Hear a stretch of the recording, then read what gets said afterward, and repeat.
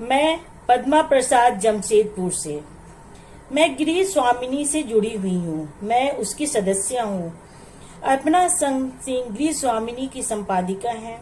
वो हर एक गृहिणियों के लिए, वो कामकाजी हो या फिर सही अर्थों में गृहिणी हो, दोनों के बारे में बखूबी उन्होंने सोचा है और उनका मार्ग प्रशस्त किया है।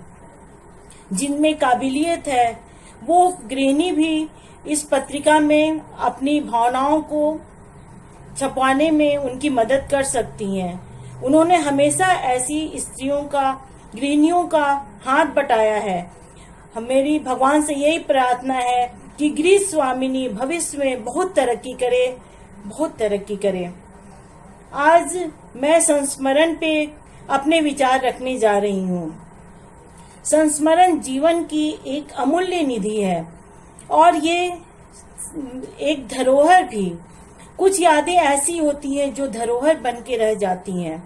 अगर हम पीछे मुड़ के देखें तो एक चलचित्र की तरह मानस पटल पे ये अंकित हो जाती है। ये सारी घटनाएं हमारे मानस पटल पे अंकित हो जाती हैं।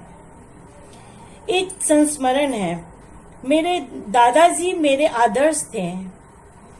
वो पटना के एक बहुत ही नामी और प्रसिद्ध जौहरी थे। उनका नाम मेवालाल लक्ष्मण प्रसाद जौहरी।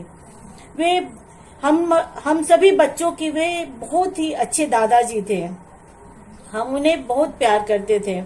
वे हम सभी बच्चों को बुला के बहुत अच्छी अच्छी बातें बताया करते थे।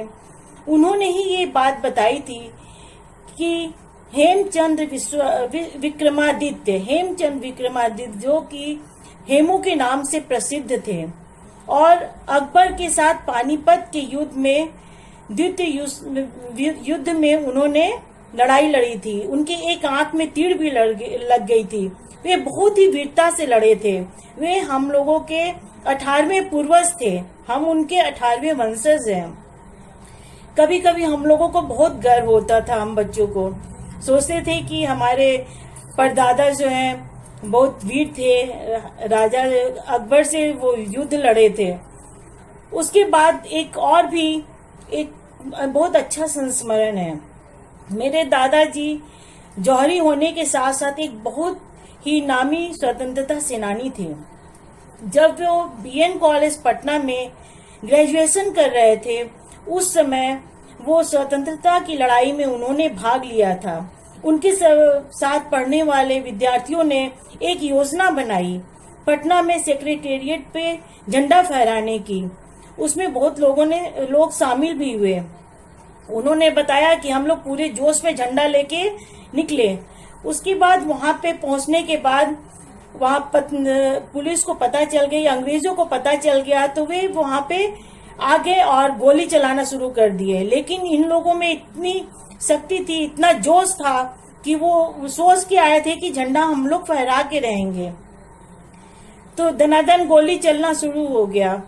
मेरे दादाजी को जांग में गोली लगी।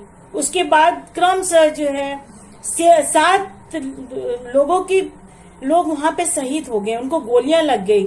लेकिन वो झंडा एक के बाद एक दूसरे को देते चले गए और जो सबसे आगे थे वो झंडा फहराने में कामयाब हुए। इस तरह जो है उस दिन सेक्रेटेरिएट में वो लोग झंडा फहरा दिए। लेकिन मेरे दादाजी को जांग में गोली लग गई थी तो वो हमारे फैमिली डॉक्टर, जो मेरे दादाजी के मामा जी थे, डॉक्टर बीएन प्रसाद, जो कि बाद में पीएमसीएच के प्रिंसिपल हो गए, वे उनके यहाँ गए और जांग की गोली निकलवाए। तो और दादाजी ने हम लोगों को वो जांग में जो ऑपरेशन का निशान था वो दिखाया और बोलते थे कि अगर उस समय अगर हम भी मर जाते तो अगर मैं शहीद हो जाता तो 8वें नंबर पे मेरा भी मूर्ति वहां पे होता। हम लोगों को बताते थे तो लगता था कि दादा क्या बोल रहे हैं। लेकिन उस समय उन लोगों में ऐसा जोश था कि उस दिन झंडा फहराया और ये जो है घटना दादा बताते हुए काफी गर्व महसूस करते थे। इसके बाद एक और ऐसा संस्मरण है जो कि मेरे दादाजी से जुड़ा हुआ है और वो मेरा नामकरण है। मेरे दादाजी बहुत ही प्रकांड पंडित थे।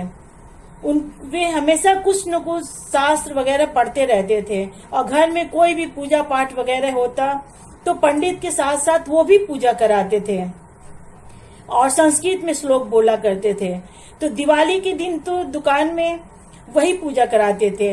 हम लोगों का सोना चांदी का दुकान है पटना में, तो पूजा करने बैठते थे और चाचा जी उनपे जैसे जैसे बोलते थे वो पूजा करते थे।